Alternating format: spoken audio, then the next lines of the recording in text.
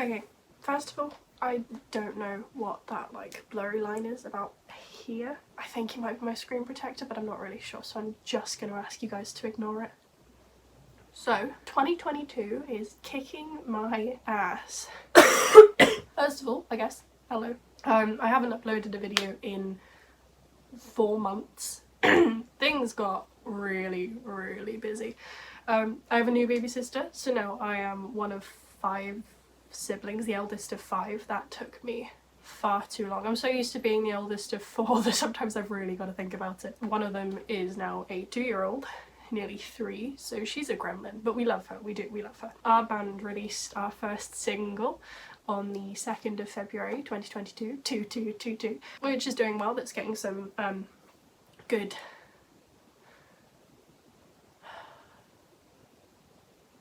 what's the word?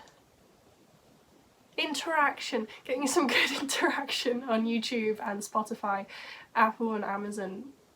I want to know who actually uses Apple and Amazon. I know like my uncle does, and that might be like our one Apple listener, but like I don't think I've met many people that now choose to use Apple or Amazon Music. Like my nan uses Amazon, but that makes sense because everything she's got is Amazon. But it's just interesting seeing it because Spotify, it's like 77 listeners or whatever, and then everything else is like 1 or none. I know a couple of people have bought it, which is quite cool.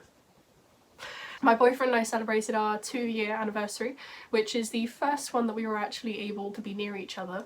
Because last year we had to go for a walk and it was pissing it down with rain. And I remember he bought me flowers and they had to just go in my bag, and I was really worried that they'd... Oh, Siri. I was really worried that they'd wilt, but they didn't. They were lovely, and he's bought me flowers this time, but it was like nearly a month ago, so they're quite not alright. I should throw them away really. I've been accepted to 2 different universities, 3 courses, but 2 of them are at the same university. And I've got another interview coming up soon for Bath Spa, which is quite cool. Very happy with that. So it's been really busy and my brain has just soaked it all up and just won't release any of it. So I am just tired as hell. But the main thing I think that's been stressing me out, everyone around me seemed to have COVID in 2022, and somehow I did not get it. I was fine. And then this week just gone, one of my friend's parents has had it, so I've been trying to be kind of careful around him and, you know, make sure that I'm not like, you know, rubbing my face up against him or anything. I've been sticking to masks on around him. He's been doing the same thing. And then on Tuesday, my mum messaged me saying that she was positive, and my grandma then told me she'd had it since like late last week. And then the friend whose parent had it tested positive on Wednesday night. So a little bit of a backstory as to why that's kind of important. My band and I had our first out of college gig on Tuesday. It was literally this week. Why did that take me so long? It was with a bunch of other college bands. It was really fun. I've never enjoyed playing music so much as I did that night, and we're 100% going to do it again. We got home, my boyfriend stayed the night. It was pancake day. We were going to make pancakes, but it was a bit late and none of us really wanted sweet stuff, so I had a bowl of baked beans and a bagel.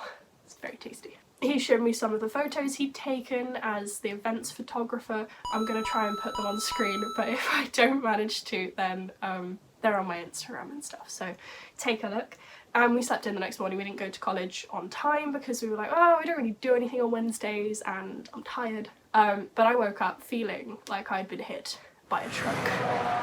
And of course in my brain then it was like, hey, we had a gig yesterday and you went to bed really late, so it's probably just been, you know, you're tired. So we went to college. I fell asleep in college. Now, if you don't know me, that probably just seems like, okay, well yeah, you were tired, you know, fine. I don't sleep outside of my bed.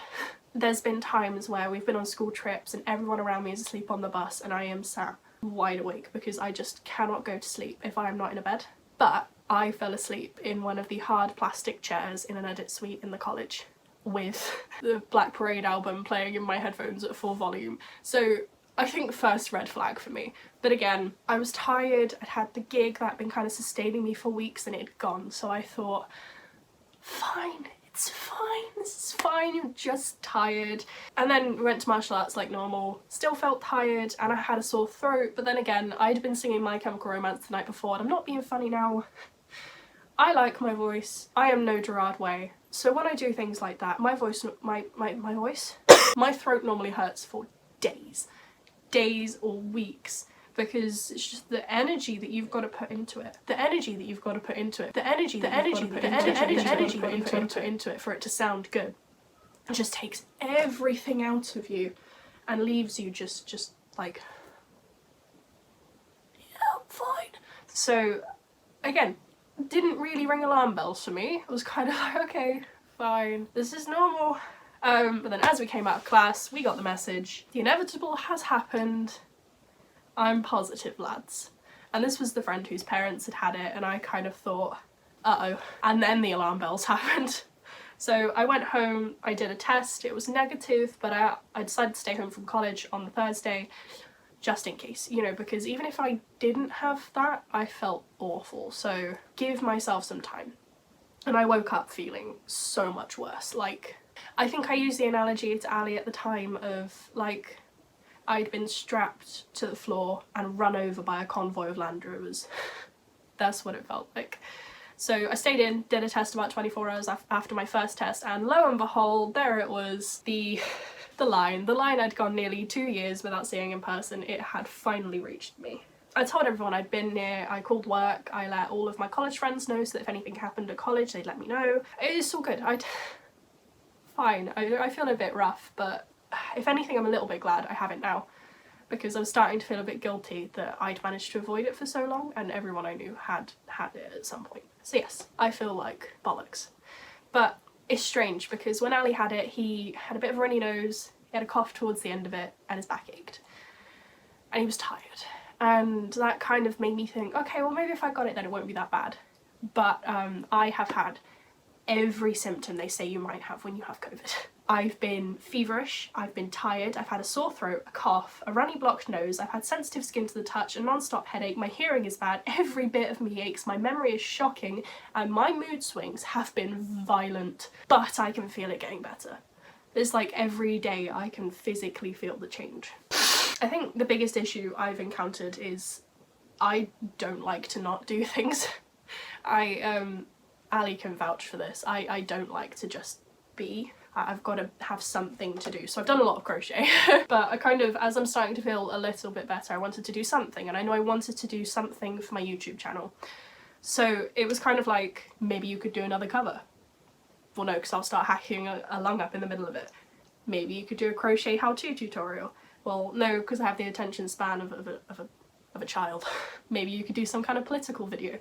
No, just no. So in the end, I thought, since I've been gone for so long, I'd just let you guys know, you know, where I've been, what I've been up to, and just generally let you all know that I am actually still alive, still here. Hopefully, future me has added some snazzy editing into this, because that was a lot of words. In fact, past me had to write that out, because if I didn't, with the attention span that I've got on me right now, we'd end up talking about something like a child. Something bizarre, like the fact that Coca-Cola used to be made with real cocaine, and there was a petition last year to bring back that recipe, unsuccessfully. Thank you for watching. Hopefully I'll be back soon.